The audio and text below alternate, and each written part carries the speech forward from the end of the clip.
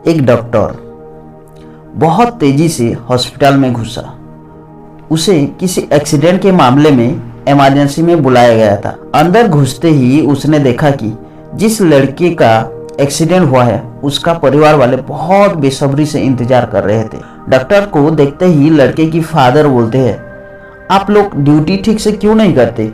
आपने आने में इतना देर क्यों लगा दी? अगर मेरे बेटे को कुछ हुआ ना तो इसका जिम्मेदार आप ही होंगे। डॉक्टर ने कुछ नहीं कहा, सिर्फ यही कहा कि आई एम सॉरी, मैं हॉस्पिटल में नहीं था और कॉल आने के बाद जितना तेजी से हो सका मैं यहाँ आ गया। इसलिए अब आप लोग शांत हो जाइए ताकि मैं आपकी बच्चे की इलाज कर सकूं। शांत हो जाएं?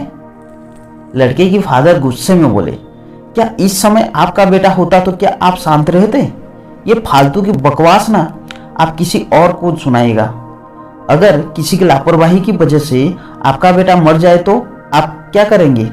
उस बच्चे के फादर बोलते ही जा रहे थे, भगवान चाहेगा तो सब कुछ ठीक हो जाएगा, आप लोग दुआ करिए, मैं इलाज के लिए जा रहा हूँ। और ऐसा कहते हुए डॉक्टर ऑपरेशन थिएटर में एंटर कर गए।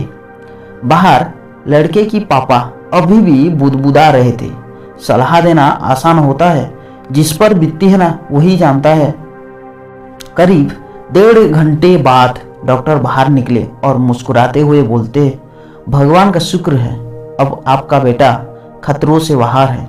ये सुनते ही लड़के की परिवार वाले खुश हो गए और डॉक्टर पे सवाल पर सवाल पूछने लगे। वो कब से पूरी तरह ठीक होगा? चलने तो लगेगा ना? उसे डिस्चार्ज कब करेंगे? उसे वीकनेस तो नहीं आएगी? वगैरह वगैरह। पर डॉक्टर जिस तेजी से आए थे उसी तेजी से वापस जाने लगे और सवाल नर्स को पूछने के लिए कह गए। ये डॉक्टर इतना घमंडी सा क्यों है? बड़ा प्राउड है, ठीक है डॉक्टर नाम है, पर ऐसा तो नहीं कि पूरे शहर में ले दे कि यही एक डॉक्टर है। ऐसा क्या जल्दी है कि हमसे 2 मिनट सवालों की जवाब नहीं दे सकता? उस लड़के की फादर ने कहा नर्स से। नर्स ने एकदम इमोशनल होते हुए बोलती है, आज सुबह डॉक्टर साहब की बेटे की मेजर एक्सीडेंट में डेथ हो गई और जब हमने उनसे फ़ोन किया था तब वो उसको अंतिम संस्कार के लिए ले जा रहे थे, पर बेचारे आपके बेटे की जान बचाने के बाद अपनी लाडले की अंतिम संस्कार करने के लिए वापस लौट रहे हैं। ये सुनकर बच्चे के परिवार वाले और आम तौर पर उस बच्चे के पिता को अपनी गलती का एहसास हुआ।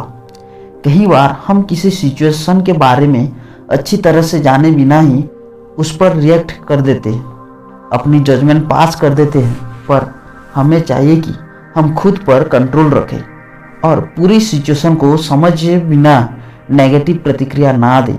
जाने अनजाने उसी को ठेस पहुंचा सकते हैं जो हमारे ही भला सोच रहा होता है। अगर हमारी ये कहानी अच्छी लगी हो तो प्लीज़ लाइक कीजिए और शेयर कीजिए अपने दोस्तों के बीच, और हमारे चैनल में नए हो तो प्लीज़ सब्सक्राइब कीजिए। Thank you.